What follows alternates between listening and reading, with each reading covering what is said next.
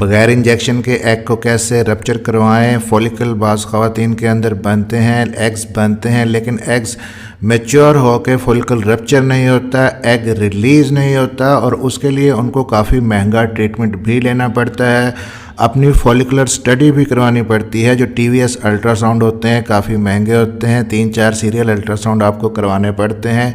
फिर जैसे ही डॉक्टर आपके देखते हैं कि फॉलिकल मैच्योर हो रहा है, रप्चर होने वाला है, तब आपको इंजेक्शन जैसे कि IVF के इंजेक्शन लगवाने पड़ते हैं, जो कि एक्चुअली हार्मोन्स के इंजेक्शन होते हैं और फॉलिकल को रप्चर करवाने में हेल्प करते हैं ताकि अंडा आसानी से निकल सके।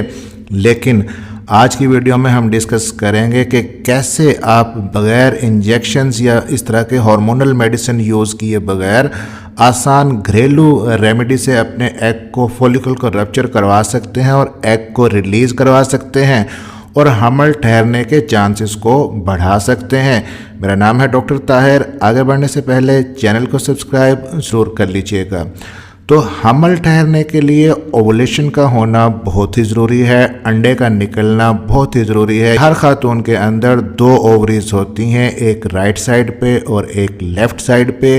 1 महीने राइट साइड की ओवरी से एग रिलीज़ होता है और मोस्टली 1 महीने लेफ़्ट साइड की ओवरी से एग रिलीज़ होता है और 1 महीने में ज़्यादातर ख़वातीन के अंदर मोस्टली एक ही एग रिलीज़ होता है। और एग रिलीज़ होने के बाद जब फॉलिकल से एग निकल पड़ता है उसके बाद वो फेलोपियन ट्यूब के अंदर चला जाता है, वहाँ पे स्पर्म के आने का वेट करता है। जब हस्बैंड का स्पर्म वहाँ पे पहुँच जाता है फेलोपियन ट्यूब के एम्प्यूला में, तो वहाँ पे एग और स्पर्म आपस में मिलते हैं, आपके एग की फर्टिलाइजेशन हो जाती है। फिर एग थोड़ा सा वहाँ पे ग्रो करता है, 4 से 5 दिन उसके सेल डिवीजन होती है। ब्लास्टोसिस्ट जब बन जाती है तो ये ब्लास्टोसिस्ट स्टेज का एम्ब्रियो फिर फिलोपियन ट्यूब से यूट्रस में आता है और वहाँ पे बच्चेदानी की दीवार के साथ जुड़ता है, इम्प्लांटेशन होती है और प्रेगनेंसी आगे ग्रो करती है। अब इस सारे प्रोसेस को हमने सक्सेसफुल बनाना है।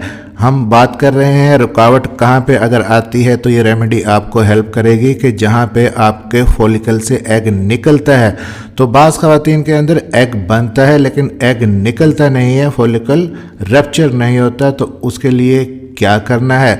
अब यहाँ पे 2 चीज़ें मैं आपको सपोर्ट करूँगा।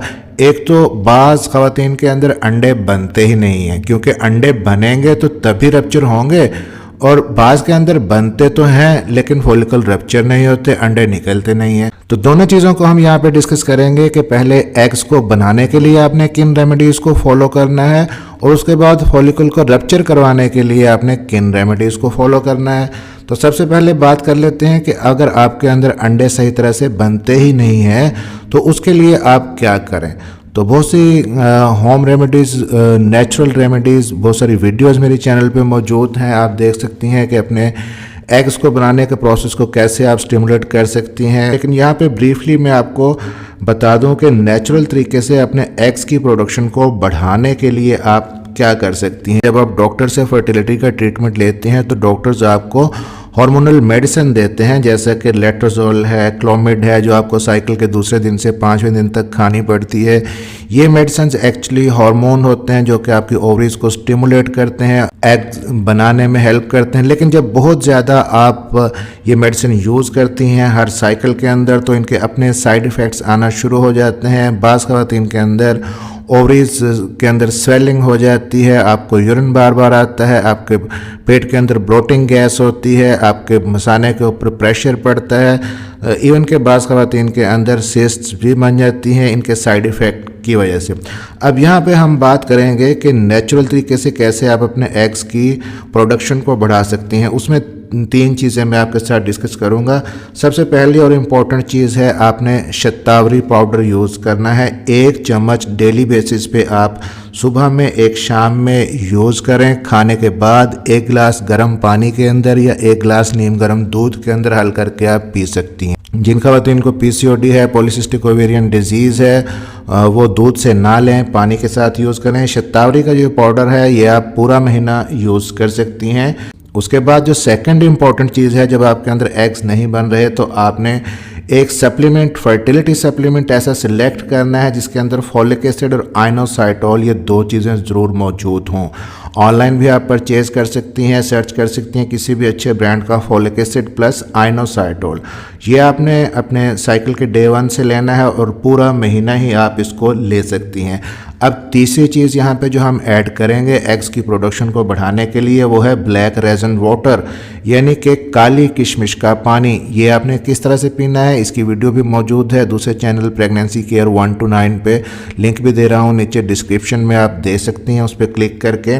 लेकिन आसान तरीका है कि 10 से 12 दाने काली किशमिश के रात को भिगो के आप पानी के अंदर 1 कप के अंदर रख दें और सुबह उस पानी को खाली पेट आप पी लें। उसके बाद किशमिश अगर आपको सूट करती है, आप खाना चाहती हैं, तो डे टाइम में वो जो किशमिश भिगोई थी उसमें वो आप यूज़ भी कर सकती हैं, खा सकती हैं, सैलड में भी यूज़ कर सकती हैं।